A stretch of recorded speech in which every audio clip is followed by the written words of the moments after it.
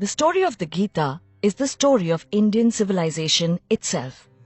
We know the Gita as Krishna's counsel to Arjuna on the battlefield of Kurukshetra. But was it Krishna who created it? Or was it poet Vedvyas who was speaking the truth of the universe through Krishna?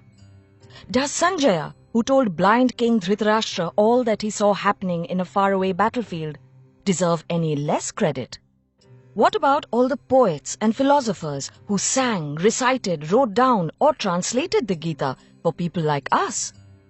This is their story, the story of the Gita. Right before the final confrontation between the Pandavas and the Kauravas, Krishna, who is the universe personified, rescues Arjuna from paralyzing doubt by giving him the essence of Vedic thought, the Bhagavad Gita. Vyas told the story of the Mahabharata to his disciple Vaishampayan, who told it to Romaharshan, who told it to Sauti, who told it to Shaunaka in the Naimish forest. 4,000 years ago, the rishis of Aryavarta composed the Rig Veda. In it, they praised the sun, the moon and the planets. They paid homage to the forces that hold the universe together. In the centuries that followed, the Yajurveda spoke of rituals with which mortals might call upon the gods and praise them. After that, the Upanishads shifted the focus from the celestial to the human. Brahman, that which unites all beings, the song that vibrates and flows through all that exists, is shown to be a universal mind. Over centuries, after much debate and disagreement between monks, the Vedanta came to the people at last. The Puranas and the Ramayana and the Mahabharata were written down in Brahmi script for the first time ever. When religions of the book arrived in the subcontinent for the first time, Vedic ideas began to be retold in regional languages and scripts.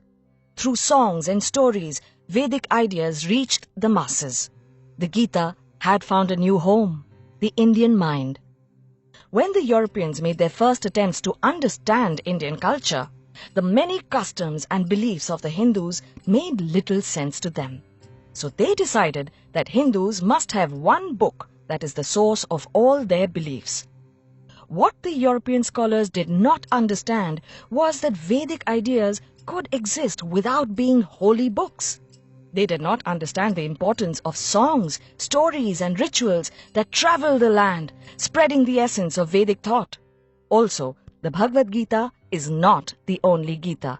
The Puranas speak of the Guru Gita, Ganesh Gita, Avadhuta Gita, Ram Gita, Uddhav Gita, Vyadha Gita and the Anu Gita. Around the time when the Roman Empire was rising in the Mediterranean, the Mahabharata was being written down in India.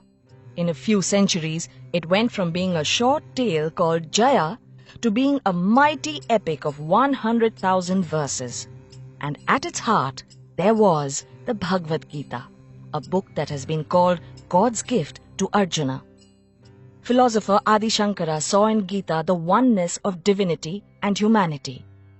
Ramanuj and Madhav found in the Gita the difference between the human and the divine.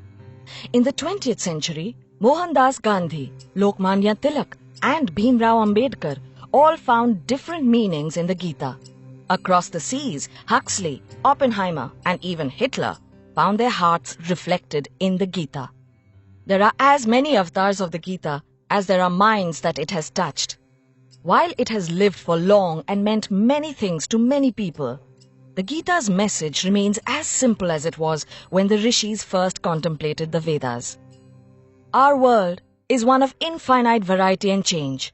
Life does not last, neither does death. We see the world as we are.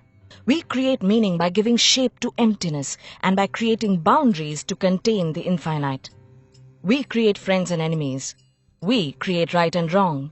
We create our own truth and we let it define us. There are 3 paths that can help us find our way in this world. Karma Yoga, the path of action and acceptance. Bhakti Yoga, the path of devotion and surrender. And Jnana Yoga, the path of knowledge and understanding. When we understand the other person, we understand the universe. That is and has always been the way the world works. Inspired by Devdutt Pattanayak's writings.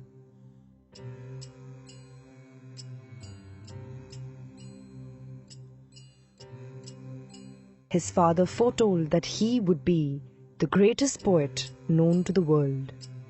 He became the poet who composed the Mahabharata. Shantanu was in love again. He lost his heart to a fisherman's daughter by the name of Satyavati and asked her to marry him. But Satyavati refused Shantanu, even though he was a king.